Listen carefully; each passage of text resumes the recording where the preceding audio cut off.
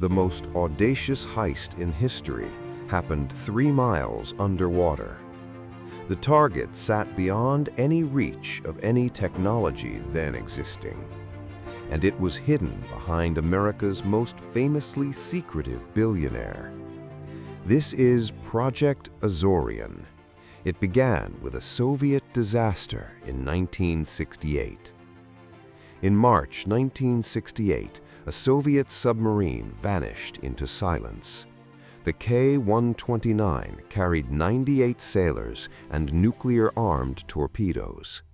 It departed its base on a routine deterrent patrol. Somewhere in the open Pacific, contact with Moscow stopped. Soviet ships searched desperately, but found nothing at all. The submarine had sunk nearly 3 miles beneath the surface. At that depth, sunlight cannot exist in any form. Pressure there could crush a submarine's hull instantly.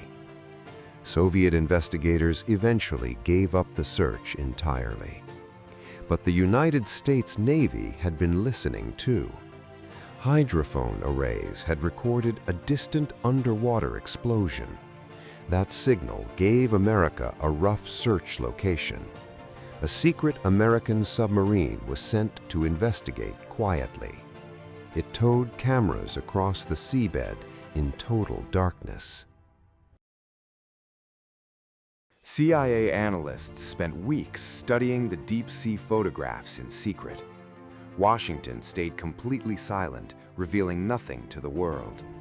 After weeks of searching, the wreck appeared on film. The submarine had broken into pieces during its descent. Inside might lie nuclear warheads and Soviet code books. For American intelligence, this was an extraordinary opportunity.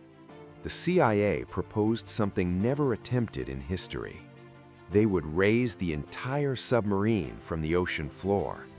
No machine on Earth had ever lifted anything this heavy. Engineers would need to design entirely new technology first. The operation needed absolute secrecy to ever succeed. A massive ship would need a believable civilian purpose. They chose deep-sea mining as the perfect cover story. They needed a famous name the public would believe. Reclusive billionaire Howard Hughes agreed to lend his name. His reputation for secrecy made the disguise entirely believable. The cover story was named the Hughes Glomar Explorer. Construction began at a Pennsylvania shipyard under tight secrecy. Most workers had no idea what they were truly building. At its center, hid a colossal mechanical lifting claw. Engineers called it Clementine, hidden beneath the ship's hull. A massive opening called a moon pool ran through it. Thousands of pipe segments filled entire warehouses near the dock. Below the main deck, an entire hidden recovery system lay waiting. The crew trained for months as deep-sea mining specialists instead. The ship would lower thousands of feet of pipe. Each section would connect to reach the ocean floor. In 1972, the Glomar Explorer finally entered the water. To the world, it looked like an ordinary mining vessel. Only a small crew knew the operation's true purpose. Soviet ships occasionally passed nearby without suspecting anything unusual. In the summer of 1974, the mission finally began. The ship sailed deep into the open North Pacific. It positioned itself directly above the sunken submarine's wreck. Onboard thrusters held the ship perfectly still for weeks. Inside, crews began lowering pipe through the moon pool. Section after section, the pipe string grew longer daily. Soon, it stretched nearly 3 miles into the darkness. At its end waited the massive claw, Clementine. Cameras guided it slowly toward the broken submarine hull. Every movement required absolute precision at this depth. The claw closed gently around the fractured submarine section. Slowly, the lift began, rising inch by inch upward. The pipe string trembled under the enormous weight pulling below. Above, the crew monitored every signal in tense silence. Every instrument aboard climbed steadily toward its maximum tolerance. For hours, the hull rose steadily through total darkness. Gradually, the surrounding water shifted from black to deep blue. Then, without warning, part of the hull gave way. In seconds, every plan and every dollar began collapsing with it. A large section broke free and fell back down. The wreckage tumbled back into the darkness it came from. Engineers aboard the ship felt the sudden shift immediately. 2/3 of the submarine had permanently returned to the seabed. Most of the submarine had just been lost again.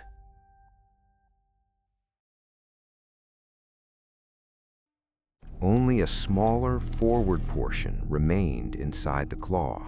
The crew decided to continue the lift regardless. Slowly, the remaining wreckage approached the surface waters. It finally entered the ship's hidden moon pool chamber. Massive doors closed beneath it, sealing it from view. Even satellites passing above could no longer see inside. Inside, specialists began examining the recovered wreckage carefully.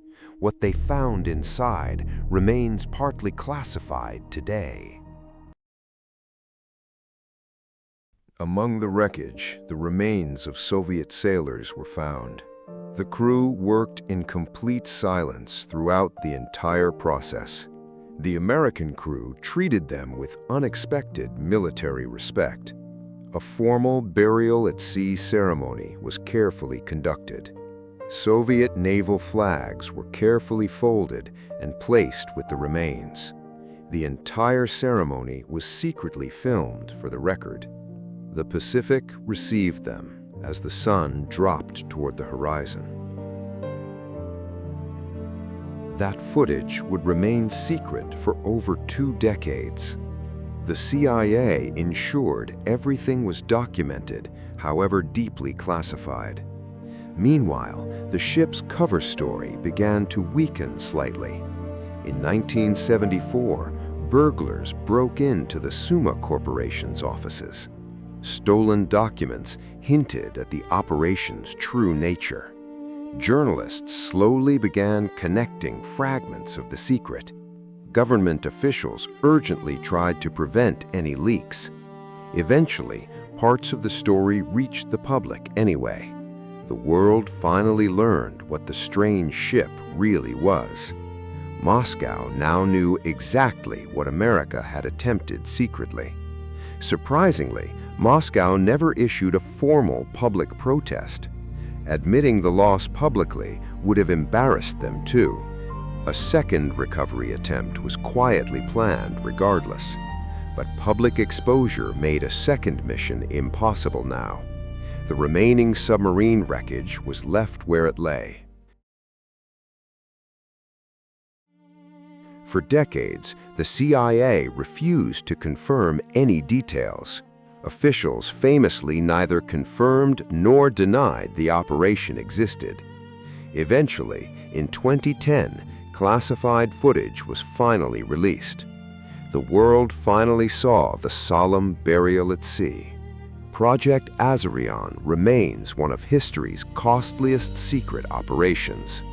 It pushed deep-sea engineering far beyond its known limits. Many technologies developed quietly entered later commercial industries. The fate of most recovered material remains classified still. The Glomar explorer itself sailed on for decades afterwards. Few who built it ever fully understood its true purpose. Somewhere beneath the Pacific, the wreckage still remains undisturbed. A monument to ambition, secrecy, and the limits of recovery.